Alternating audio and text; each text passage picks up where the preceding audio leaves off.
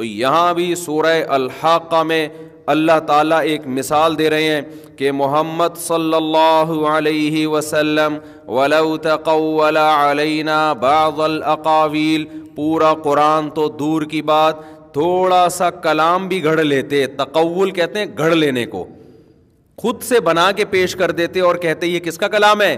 اللہ کا، تو ہم لَأَخَذْنَا مِنْهُ بِالْيَمِينِ، لام تاکید کے لیے، ہم ضرور ضرور ان کو پکڑتے دائیں ہاتھ کے ساتھ، ثُمَّ لَقَطَعْنَا، پھر لام تاکید کے لیے، پھر اس کے بعد ہم قطع کر دیتے، مِنْهُ الْوَتِينِ، ان کی شہرک کو۔ ایسی بلاغت ہے نا اس کلام میں،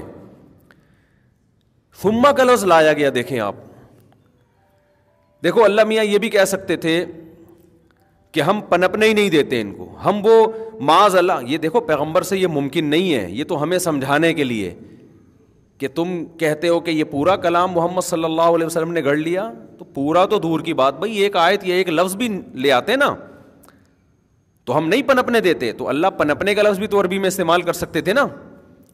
اللہ یہ بھی کہہ سکتے تھے اگر معاذ اللہ یہ جھوٹ گھڑتے ہم اس جھوٹ کو ایکسپوز کر دیتے، یہ بھی کہہ سکتے تھے نا اللہ تعالیٰ۔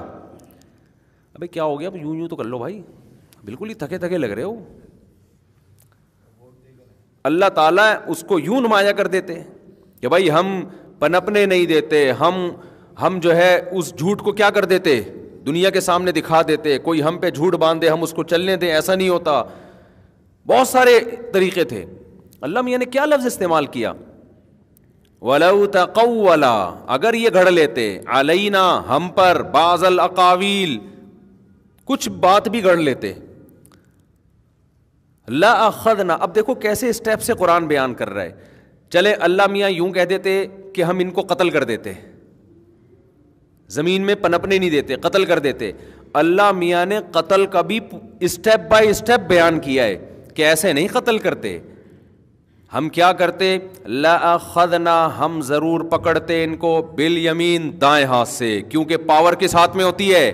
دائیں میں۔ انسان جب اپنے آپ کو بچاتا ہے لیفٹ ہینڈ سے بچانے کی اتنی کوشش نہیں کر سکتا جتنی رائٹ ہینڈ سے۔ اللہ کہتے ہیں ہم رائٹ ہینڈ کو پہلے پکڑتے ہم تاکہ بچ کے کہیں بھی نہ جا سکیں۔ ثم، ہونا یہ چاہیے کہ جب بھی کسی کو قتل کرنے کے لیے آپ دائیں ہاتھ سے پکڑتے ہیں تو پکڑنے کے بعد گردن پہ وار کرنے کے لیے ٹائم دیتے ہیں کیا؟ اس کو فوراً قتل کرتے ہیں۔ ہونا یہ چاہیے تھا فَأَخَذْنَا فَقَطَعْنَا، پھر ہم فوراً کیا کر دیتے، گردن پہ وار کرتے نا۔ ثم کا لفظ ہے، ثم تراخی کے لیے آتا ہے۔ تراخی پتہ ہے کسے کہتے ہیں؟ تراخی کہتے ہیں کوئی کام لیٹ ہو، جیسے اگر کوئی شخص کہتا ہے جاءنی زیدن، میرے پاس زید آیا، فعمر، پھر عمر آیا، تو مطلب فوراً آ گیا۔ لیکن اگر ہم کہتے ہیں جاءنی زیدن، میرے پاس زید آیا، ثم عمر، ثم کا مطلب فوراً نہیں آیا، تھوڑا دیر سے آیا۔ یہاں اللہ تعالیٰ کیا فرما رہے ہیں؟ ہم دایاں ہاتھ پکڑتے، ثم، پھر اس کے بعد، گویا لفظ سے یہ پتہ چل رہا ہے تھوڑی دیر کے بعد ہم کیا کرتے، شہرک کاٹ ڈالتے۔ تو ہے اللہ جب کوئی کسی کو قتل کرتا ہے تو اتنا ٹائم نہیں لیتا۔ اصل میں یہاں اس کو کہتے ہیں ثم، یہ جو تراخی کے لیے ہے نا، یہ بیان میں تراخی کے لیے ہے۔ بیان کا مطلب یہ ہے کہ جب کسی چیز کو بڑے اہتمام سے بیان کیا جاتا ہے تو ایک سینٹنس کہنے کے بعد انسان تھوڑی دیر صبر کرتا ہے، رکتا ہے، تاکہ پہلے والے جملے کا مفہوم اچھی طرح آپ کی کھوپڑی شریف میں بیٹھ جائے، اس کا مطلب سمجھ میں آ جائے۔ پھر وہ کہتا ہے ٹھہرو ذرا، میں اس کے بعد اب تمہیں دوسری بات بتاتا ہوں کہ اگلا اسٹیپ میرا کیا ہوگا۔ یہ دونوں کام ہوتے تو کنٹینیو ہیں، فوراً، لیکن سامنے والے کے دماغ میں بٹھانے کے لیے کہ ہم تمہیں رک کے یہ جملہ بتائیں گے، کیونکہ ایک سینٹنس کی ہماری نظر میں ویلیو ہے، ایسا نہ ہو دونوں سینٹنس کو ملا کے تم سمجھو ایک ہی جملے میں اللہ نے یہ بات کہہ دی ہے۔ بہت مشکل ہے بھائی بات سمجھانا۔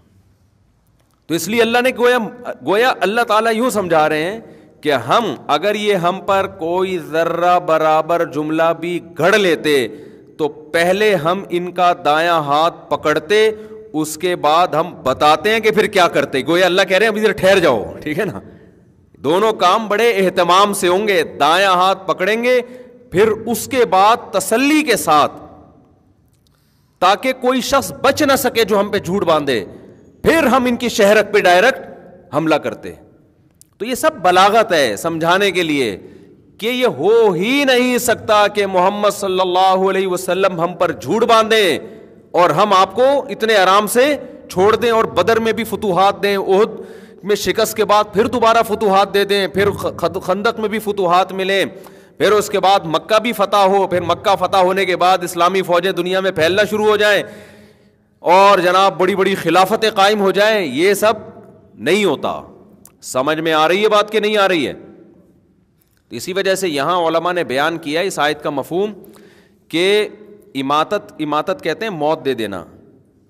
معنوی اعتبار سے بھی ہوتی ہے, جسمانی اعتبار سے بھی ہوتی ہے کبھی, کہ انسان اس کو پنپنے ہی نہیں دیتا.